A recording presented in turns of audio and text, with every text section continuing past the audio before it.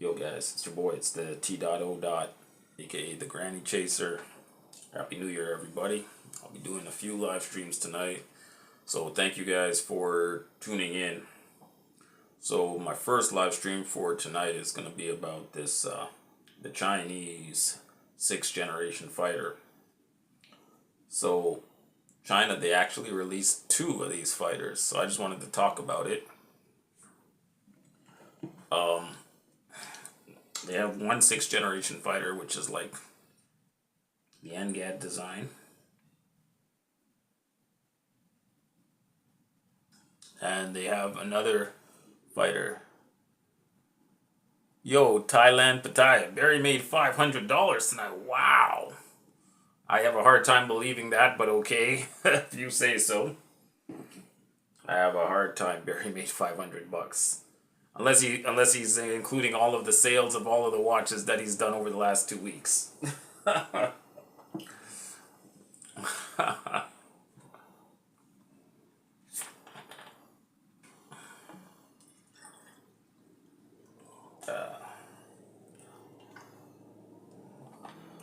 So anyways, let me get back on topic. I have to stay on topic here, so I don't want to get distracted. So yeah, have people received their watches? I don't know if they've received their watches, man. It's insane. But anyways, I wanted to talk about this. You guys are always getting me off topic. I wanted to talk about this this Chinese plane here. So they released this 6th generation fighter, and I wanted to talk about this. The reason I wanted to talk about it is because China, they didn't just release this one. So this is the first one that they released. So this is their next generation fighter or 6th generation fighter. So basically, the thing about this plane is it can fly in the low Earth orbit. So if you guys didn't notice, if you guys didn't see the video, it has 3 engines. So, but people are theorizing is that 2 engines are just the regular normal engines, and they were speculating that that 3rd engine is for low orbit flight, or for super flight, like ramjet, for super cruise in low Earth orbit, which is insane. So this basically is not even a fighter jet. It's like a spaceship, really, to be honest. So everyone's going kind of crazy about it, and it's really a spectacle to see a plane like that with such a great technology. There's imagine exactly, yeah. This is what the Chinese are showing us. Imagine what they have, behind the closed doors. It's really incredible. Like they're really moving into the next level here. So yeah, I was impressed. I was very impressed, and a lot of people online. Like I noticed a lot of people online. They have a lot of pain, jealousy. Their coping mechanisms are all going off crazy. But think about it. Like honestly, think about it. China has 2 of these 6th generation fighters. So there's the other fighter. I don't have a picture of it, but it's a more normal fighter. What are they showing? So basically what they're showing is a fighter that it basically can fly in space. It can fly based on the configuration. What most of the flight analysts have suspected is because of the engine configuration, it can fly in low Earth orbit. So it can basically fly about 100 kilometers above the surface of the Earth, which is low Earth orbit. Now, why is that important, or why would anybody care if the plane can fly in low Earth orbit? Well, the thing about it is, if it's flying in low Earth orbit, it makes it very difficult for another fighter plane to shoot down because they don't have the missile that can go high enough to hit it. Like maybe a missile on a destroyer could hit it, right? Because the missile on the destroyer, it's launched in a massive canister, it's launched straight up. But on a fighter jet, that's not how it works. That's not how physics work, right? When you launch a missile up into the atmosphere, obviously when you're launching up, the missile, it bleeds energy, it bleeds velocity, it bleeds inertia. Like it doesn't have the velocity going up that it would on a normal, like a loft trajectory, like the same as the curvature of the Earth. That's where you get the long range missile when you just shoot it at a normal loft. But to shoot it at something 80 miles in the sky, higher than where you are, you're going to lose a lot of the inertia, the velocity that makes the missile dangerous, you know?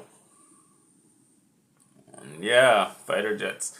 Made in China, yeah, man. Made in China. Two of them. It's not even one jet. It's like they have two of these jets. They have one smaller one that's like more like a F-22 fighter kind of one. And they have a bigger one, which the one everyone is going crazy over because basically the jet, the bigger one, it's a multi-role plane. It can be air-to-air, it can be strike, it can be a bomber, but I don't think it's going to be really a bomber just because of its speed and capability. I don't think it's really a bomber. I think what the Chinese are planning to do with that jet, the bigger one, I guess they're calling it the J-36, is they're going to use it for air-to-air and anti-ship. I don't know if they're going to use it to attack Guam, but it's going to be air-to-air or anti-ship. I don't think there's any purpose in using it as a Guam kind of a plane to attack Guam because the Chinese have so many big missiles that can hit Guam. They don't need to use a jet or even a sixth generation fighter to go after Guam. They have DF-21, they have DF-26, they have DF-17. They don't need to use a fighter to hit Guam. But some people were theorizing that, maybe they built this to go after Guam. It's possible, but I think the main thing for this jet is going after the U.S. carrier groups in the South China Sea or in the Pacific. So this jet, they're going to use it. They'll go up there. It'll get the radar coordinates of a U.S. carrier group, and it'll fire its long-range missiles to destroy the carrier group, its escort ships. Or it's going to be air-to-air, like it's going to be the one hunting the F-22. It'll be hunting F-22s, F-15s. It can hunt it because it's going at a much higher altitude, 4 times higher than the F-22 can fly. So, yeah, man. Yeah. I think one-on-one China would be able to... Pretty much, man. The technology is really insane now. And man, on Facebook... There's so many haters on Facebook, man. They can't accept that China is going to surpass the United States, man. What kind of mess in today's world because of globalism? Economies and countries are very dependent on one another versus 100 years ago. Yeah, that's right, Thomas Crown. That's very true. But because of the globalization, Thomas Crown, a lot of the industry has left the West. So we, in the West, a lot of our countries have been de-industrialized, not by our choice, but it was a corporate choice. It was about dollars and cents. It was about saving money, and obviously the corporations thought it would be cheaper to make shit in China than to make it in, United States, Canada, or Europe. And basically what happened was the de-industrialization of a lot of the countries in the West. And now we're paying for it because now it's going to be impossible to reindustrialize. It's impossible. China has such a massive gap. They have the knowledge gap. They have the engineering gap. Now they're going to have the AI. We would never be able to be competitive in manufacturing against China. So the game is already over. So yeah, man. Happy New Year, guys. Happy New Year. Thank you, Daniel Berry, for coming into my chat. Just doing a quick China vlog. China! That's how Donald Trump calls it. He calls it China! Donald Trump, boy. Donald Trump always makes me laugh, man. China! He always says China like that. I don't know why he always does that, but it's kind of funny. And, yeah, man, so... Yeah, man, we're in a brave new world, guys. Brave new world, man.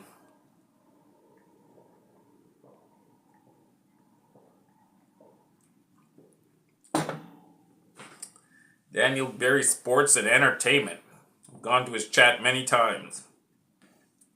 Thank you for popping into my chat where I'm just discussing this new Chinese 6th generation fighter.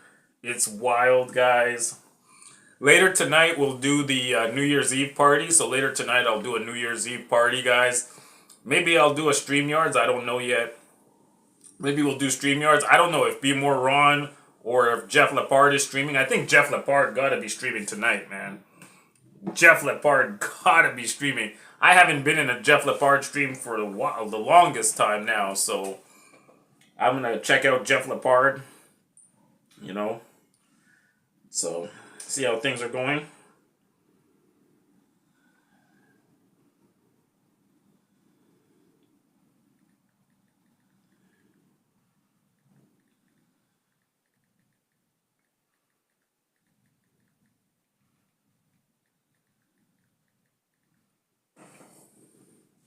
Brad, have you forgiven Charlie for what he said about your apartment? Oh man, what did Charlie say about my apartment? Brad, I'm New Year. Nobody else is live. Happy New Year. Are you going to be American? Steve Anderson, I don't know, man. Are you soon going to be American? What? I don't think so. Yo, what did Charlie say about my apartment? I didn't hear anything. I didn't hear him say anything like negative or something. I don't know. What did he say? Let me take a selfie. I gotta take a selfie for New Year's, man. Take a selfie for New Year's.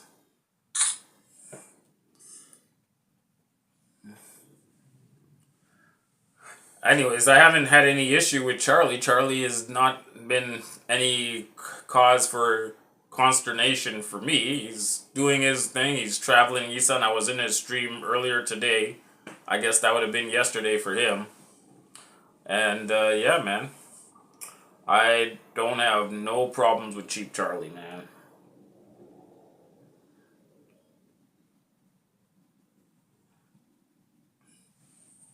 But thank you. Anyways, yeah. Manufacturing is going to Vietnam, Mexico now. India also. Pen name. Yeah, of course. Yeah, yeah.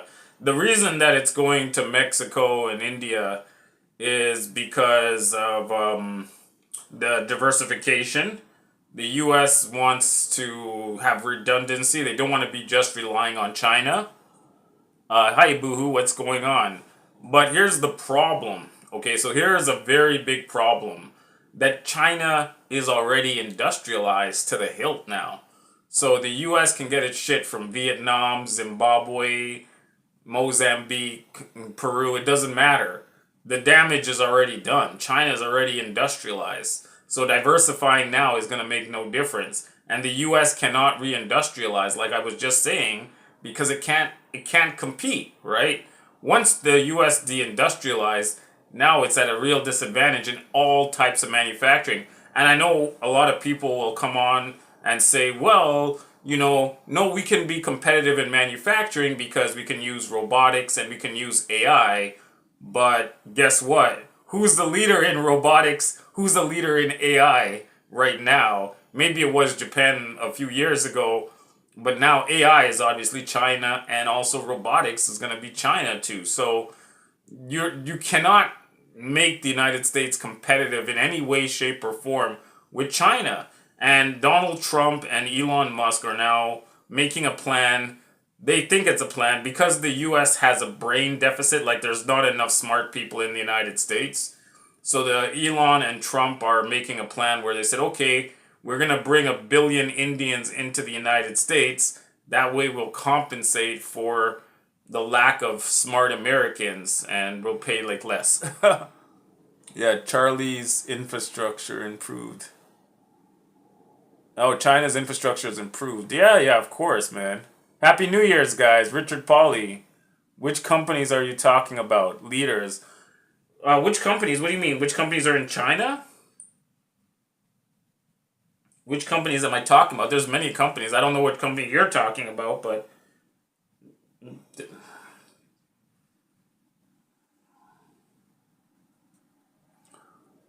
what am I talking about? Which companies? Okay, are you talking about Chinese companies or? Yeah, Vietnam is going to be a manufacturing powerhouse. Brad, did you see the press release? China ordered all branches of military to prepare for war in 5 years. Then the U.S. made the same statement months later. Yeah, by 2027, yeah. Well, I don't think the U.S. is ready for a war with China. The U.S. don't want that smoke. And the thing is, here's the problem for the United States and China. The United States would have to fight the war on China's home turf. And that's a recipe for disaster. Now, if the US and China were like Japan and the United States, so when Japan and the United States had their little bust up, that war was mainly fought in the Pacific. It was kind of even. The United States put its fleet in the Pacific, and Japan put its fleet in the Pacific, and it was kind of an even match at the beginning, and then after a time, the Japanese couldn't compete because they couldn't cover their losses. But the problem for the United States is now, if there's a fight between the United States and China, it's not going to be in the middle of the Pacific. It's going to be in the South China Sea. And China is ready for the US. And so it's not going to be easy, man. China's ready for everything the US has. Oh, the US got the subs. The problem in the South China Sea for the United States with the submarines is the South China Sea is very shallow. It's a very shallow body of water. So, you can have the best subs in the world, but if the water is very shallow and I can see right to the bottom of the sea from my ship, your sub is not so intimidating. You're going to have a real problem, right? So that's a problem right there for the U.S. And the Chinese know that the South China Sea is very shallow, so they built their subs as diesel electric. They have nuclear subs, of course, but the subs that are very best in the shallow water are diesel electric because you can rest or bottom sit your sub on the floor of the sea. So you can hide and just sit on the sea and just listen. Whereas a nuclear sub cannot bottom sit, and the entire US fleet is nuclear. So they cannot bottom sit in the South China Sea. They have to be always moving. So that means they're more at risk of being detected. So yeah, I don't see any good options for the United States. If they get into a bust up with China, they're fighting a country that's on a continent. They're on little bases, little island bases that can be easily destroyed, man. So it's not going to be good. That's why I'm saying the odds are not in the U.S.'s favor if there's a bust up between them and China in the South China Sea, man. That things are probably going to go very bad. Yeah. Oh, later, Richard. Japan will take. Okay, Happy New Year, Richard Pauly. Thank you for coming in. I just wanted to do a quick little chat on China. Then I'm going to get into my New Year's Eve party. Maybe in another 50 minutes, I'll do the New Year's Eve party. I'll get I don't know, do I have liquor? I have some liquors, but not crazy liquor. And we'll have a New Year's Eve party. So I'll do that New Year's Eve party in about 1 hour, 11 o'clock. I'm not 100% certain I'm going to get wasted or anything like that, but let's see what happens. Brad, did you hear that Russia is at a Cold War levels of patrolling the east coast of the U.S. with submarines? And China is presently patrolling the west coast of the U.S. Yeah, that definitely puts the U.S. in a bind. If you have Russia patrolling the east coast and China patrolling the west coast of the U.S. has to focus on home defense too, right? They can't just be focused on trying to cause trouble in Asia. They have to leave some of their fleet at home to do work in their own neighborhood. Especially because in terms of submarines, the Russians are really good, man. The Russians have a sub. I forgot what they call it. What was it called? The Russians have a really good sub that they use as like an attack sub. I don't know. So let me see. Russian attack sub. I'll tell you the name here. It's a really good sub that they have. I'm just gonna pull it up here. Attack sub, brand new. It's a brand new sub. So it's brand new sub. What's it called? Yasin. Yeah, that's right. It's called the Yasin. Yasin M. And it's a really good sub. Like, it's better than the Seawolf. So the US has the Seawolf, but the Russians have this Yasin M, and they have a lot of them. And yeah, those things are the US worst nightmare because they're really quiet. And they're armed to the teeth with they can be armed even with like nuclear cruise missiles kind of thing. They're not ballistic missile subs, but they have enough power to like knock out a couple of cities. Let's put it like that. And yeah, they put them on the patrol, and of course they keep their ballistic subs hidden in the Arctic. But those subs, the Yasin M's, They can just have them patrolling the east coast of the United States, no problem. Obviously, China can do the same thing.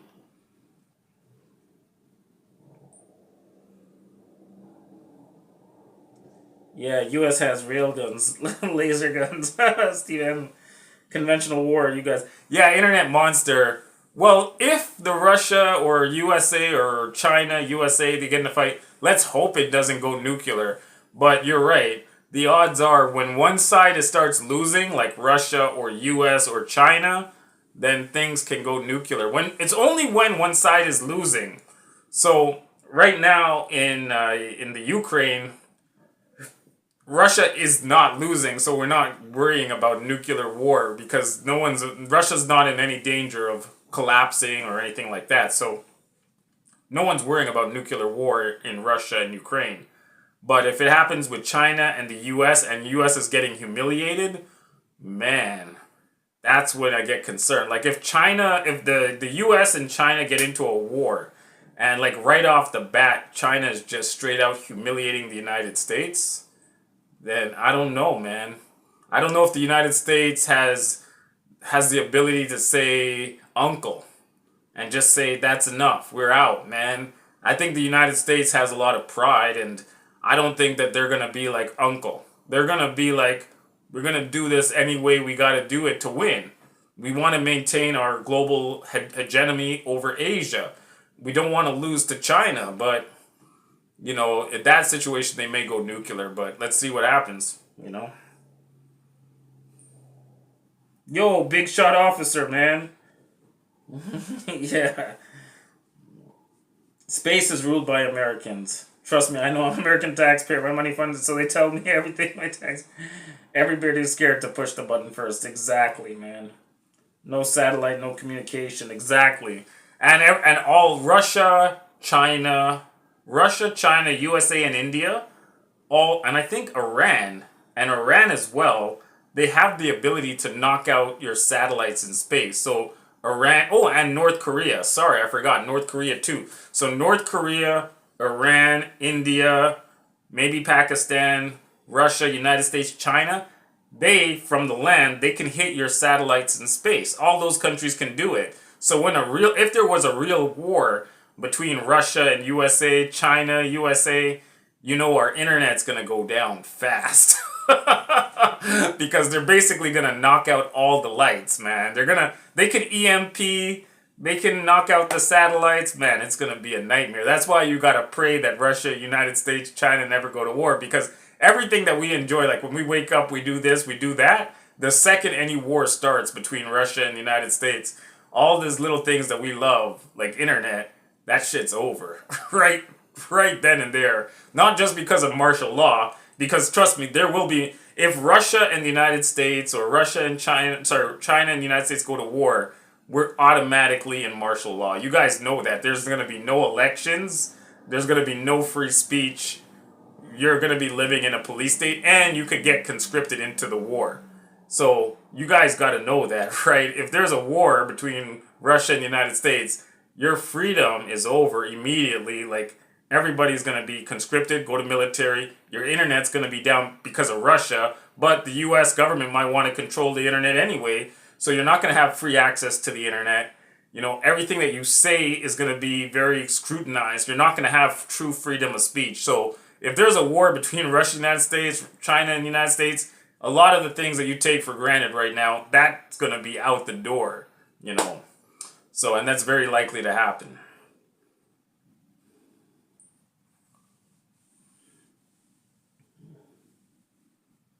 Oh, let's stay positive. Chatterbait. Oh man, they're pen name. But Russia's not doing much. Ukraine is not a big deal for Russia. They already, in my opinion, I think that's already done deal. The Ukraine war is already done. Russia already done that. Okay, but these guys, they don't want me. They want to stay positive. So listen, I'm gonna be doing a New Year's Eve party stream in like 30 minutes. So this stream is about this whole geopolitics thing. I'm gonna do the party stream and we'll have all the girls on that. I'm gonna start that stream in about 20 minutes. So don't worry about this stream. This stream is one thing, because what I noticed is, here's what I noticed. Guys, when I do a topic live stream, whenever I do a topic live stream, I get a lot of views. So I want to keep it on topic, and then we'll do the party live stream after. Because when we do the party live stream, that's not going to get so much views. Maybe get 100 or 200 views, but I noticed that when I do topic live streams, it's getting like more views, like 700, 600, 800 views. Whereas our little party live stream will only get like 100 or 200 views. So that's why I'm going to stick to topic, and then I'll cut the live stream, and then I'll set up a party live stream for New Year's. We're going to party. I'm going to drink. I got all the Caribbean liquor and all that. You know, I'll do it up like that. So, yeah, man, for sure. Yo, what did Cheap Charlie say about my apartment? You guys keep telling me that Cheap Charlie said something. What did he say? What did he say that was so bad? You guys make it seem like he said something really bad.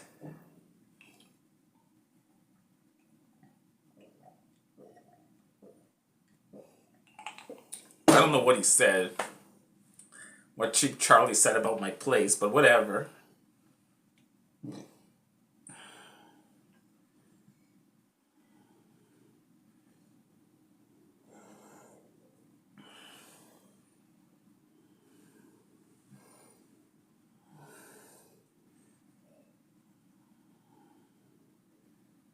Yeah, I saw the Yanks gave the Americans gave the Australians the subs through AUKUS. They don't have them yet, but they're gonna give them the technology for the Virginia class or Ohio class or Los Angeles class subs. They'll give them the old subs maybe.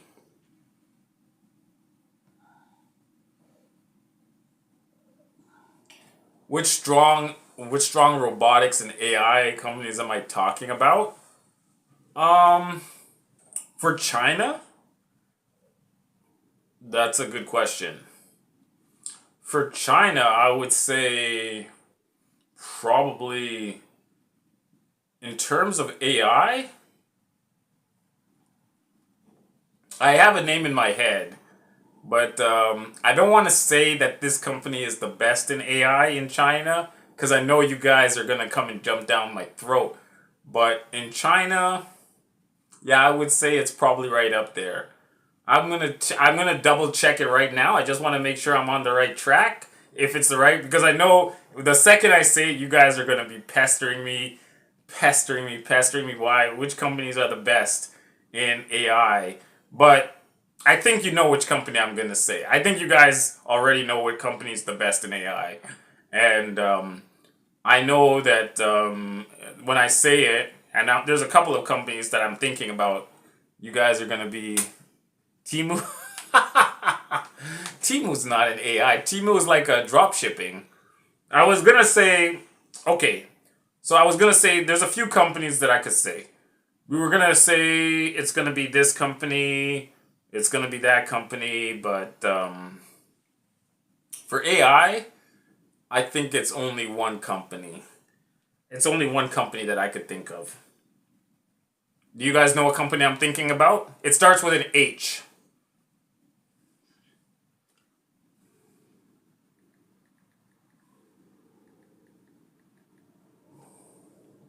No, it's Chinese.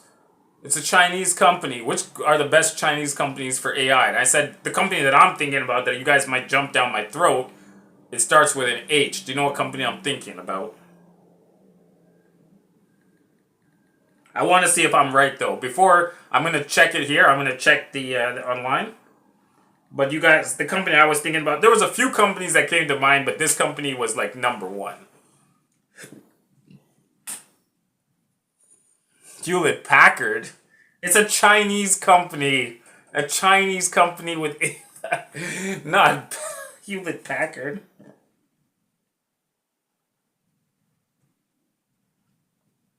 Ah, yeah, there's another company I was thinking about. Okay, so yo, man, there are some companies here that you guys are gonna know. These are the in China the best companies for AI. So the company that I was thinking about was yeah, Lotto Retirement. You got it, man. Lotto Retirement got the company I was thinking about, man. Yeah, Huawei. Yeah, I was thinking Huawei, but they actually have some other companies You guys know these companies. These companies are big in AI, especially from the military aspect. This is so important because, especially because of the war in Ukraine, the company that's the leading company in the war in Ukraine for manufacturing the weapons is a Chinese company. And you know it's a company you guys all know, right? Do you guys know the name of the company I'm talking about that's leading that revolution in the Russia-Ukraine war? You guys know the company, right? It starts with a D. It starts with a D, and you guys know the company. No, no, not Lenovo. It starts with a D. Yeah. It starts with a D, and it's the company that's leading the technology. It's the number one game changer in technology in the Russia-Ukraine war. DGI is a leader in China in artificial intelligence. And I actually thought about it, and then I remembered that the Russians and the Ukrainians now, right? They have the drones that are autonomous. These are DJI drones. So they're autonomous drones. Now, what does autonomous drone mean? So basically, these drones, they can fly around, and then with artificial intelligence, they know if this is an Abrams, that's a Leopard tank, that's an armored personnel carrier. And then you could even see in the video as the AI goes through which vehicle it is. And then when it's the vehicle that's been targeted, then it goes in to kill it. So that's AI, that's DGI. So that's a company in China. So that's just one company. So like I was saying, there's Huawei, there's Tencent, of course there's Alibaba, all of those, Temu. Yeah, you know what? Somebody said Temu. Yeah, Temu as well. Because the reason they're big in artificial intelligence because they have big networks and they have to automate a lot of their systems. So it makes sense that a lot of these companies have a lot of money invested in AI technology and AI chips and all that. Yeah, man. Yeah. Yeah. It came over. Yeah, DGI. Yeah, I bought my girlfriend off Temu. Yeah, you see, DJI is the company that. And the funny thing is, you see how China plays the game?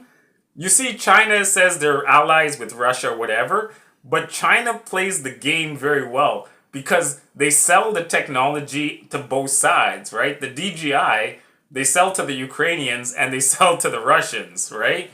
Because they can sell to the Russians because they can call it dual use.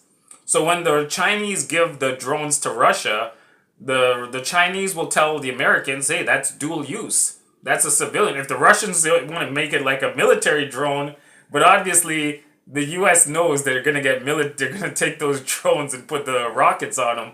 But the Chinese have deniability, and they can say, well, it's dual use technology. Yeah, man. I'm gonna get into done on YouTube. No lives for 3 weeks. Flip. Who's not getting it done, man? Flip, man. So, yeah, man. But anyway, soon we're going to have the New Year's Eve party. We're going to switch to party mode. I'm going to get the alcohol, what little alcohol I have, I guess. We'll do a classic Toronto Brad stream where we get wasted on New Year's Eve. We have a New Year's Eve party. We have a lot of pretty Chinese girl. We'll do a Chinese girl live with lots of pretty Chinese girls. And maybe I do a StreamYard. I don't know. We'll think about it, man.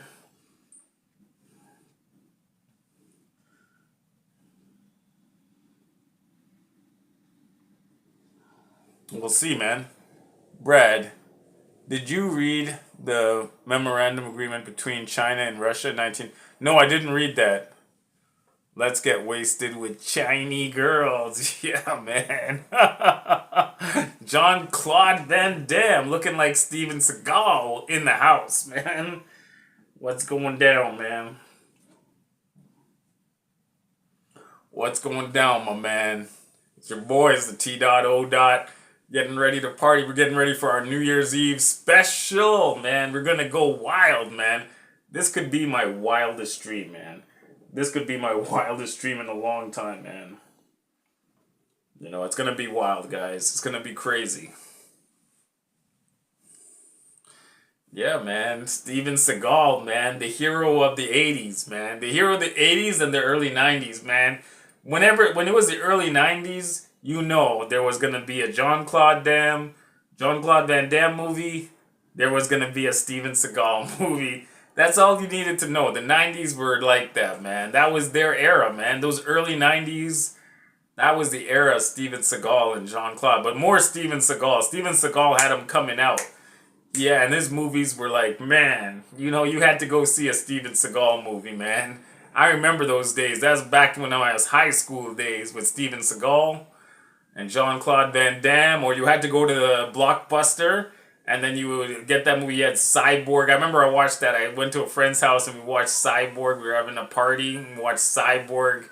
That's Jean-Claude Van Damme. Yeah. Yeah, man, Jean Claude. Yeah, that was the time, man. That was the era of Jean Claude Van Damme, man. Jean Claude and Steven Seagal, man.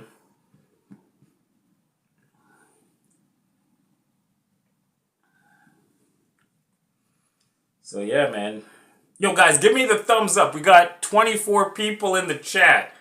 If you're lurking, yo, man, give me the thumbs up. Help my videos, man. Give me a thumbs up, man. I only got 4 thumbs up, man. Everybody in the chat, yo, give me a thumbs up and share the video. Share the video on your Facebook, man. Tell your girlfriend to share the damn video, the YouTube video on her Facebook, man.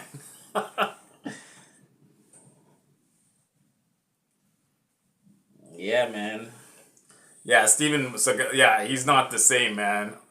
A lot of those guys are not the same, man. Yeah, man, help me, man. You got 25 people in the chat. Yo, give me more than 4 thumbs up, yo. Yo, man, you guys come into my chat, you guys are just here to chill, man. You don't even want to push the damn thumbs up. you know, somebody messaged me. Who messaged me, man?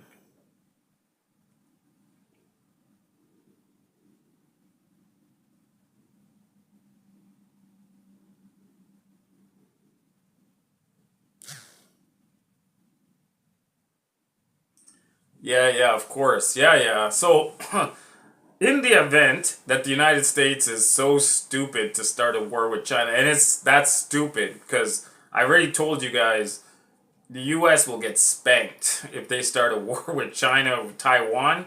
And they think they're gonna just cut off the Straits of Malacca or something. Yeah, you're right. China is gonna get all its shit overland from Russia. There, I don't see. And the thing is, the U.S. is more vulnerable in Asia than China. The U.S. is on these tiny, tiny little bases like Guam and Okinawa or in the Philippines. China has the ability to hit and destroy all of these bases. The U.S. ability to really constrain China in a war, I don't. I think it's a lot of it's blown up, and also that ability to constrain China on relies on the goodwill of other countries, especially India and Malaysia. And Malaysia right now is not too happy with the United States. I can tell you that right now.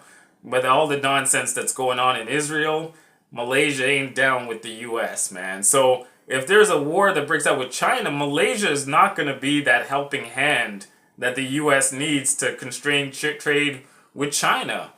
And even India is too close to Russia. India is like always played the US and Russia against each other. They always in between.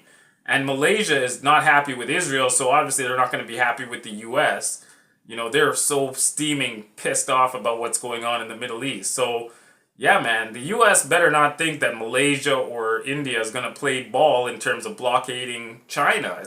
You need those two countries to blockade trade to the Middle East. And if they're not playing ball, then you already lost, man. You can't if you don't have Malaysia and India on your side, you're not blockading China.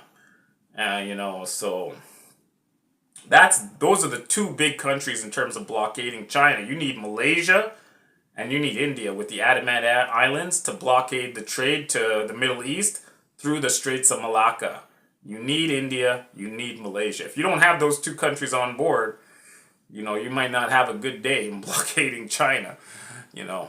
So so that's the thing. You got to think about geopolitics, and you just got to think about how steaming mad Malaysia is about what's going on in the Middle East. That'll tell you all you need to know about the United States thinking about starting a hot war, trying to blockade China. Yeah. Yeah. It's not, pen name, it's not that Malaysia is a powerhouse. It's just that Malaysia isn't a geographically important sea route to the Straits of Malacca.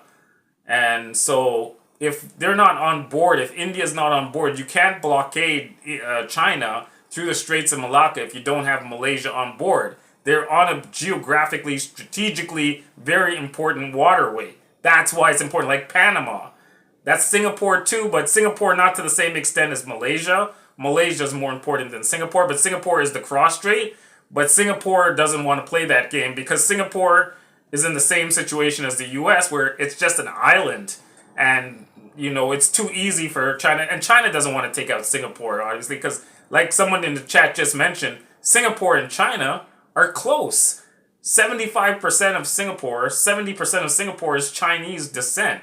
And they are, and they also, the people in Singapore have a big problem with Israel too. So you not only have Malaysia, but the people in Singapore don't like Israel at all. So they're not going to be as well. They're also leaning against the U.S. as well in Singapore. I know, I've been there. I know the vibe. It's kind of got a little bit of a Muslim vibe there. I know they're Chinese, but a good portion of their population is Muslim. They don't... They're not down with Israel at all over there. So, yeah, man, the whole thing with Israel and the Middle East, and it really put the U.S. in a bind, because how can they say, okay, so how can the U.S. say it's for freedom and democracy when they're backing a country that kills little kids?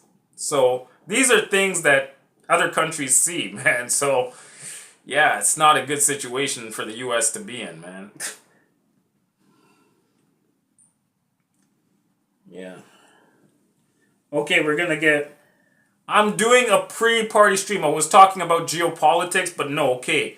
I'm gonna get the party stream going. We're gonna get the Chinese girls going, guys. You guys don't like talking about geopolitics, damn it. You guys always like that, man. You guys make me end my stream. Let's get a stream going on the party side of the game. Alright, guys. Thank you guys for watching. I'm gonna get the party stream set up. And we're going to be doing a party stream. So I'll come off the geopolitics. Just going to get drunk, get plastered out here. Get as much liquor as I can find in this place. And let's get wasted. Let's put as many pretty girls on the cam as I can find. And let's just have a good time and celebrate New Year's together, guys. So thank you guys for watching. This is your boy, the T.O. I'll set up the stream. Maybe it'll take me about 20 minutes. I'll set it up 20, 30 minutes, and we'll be back. And we'll get ready for the New Year's party in 30 minutes, guys. Thank you for watching. Take care. Catch you on the next one, guys.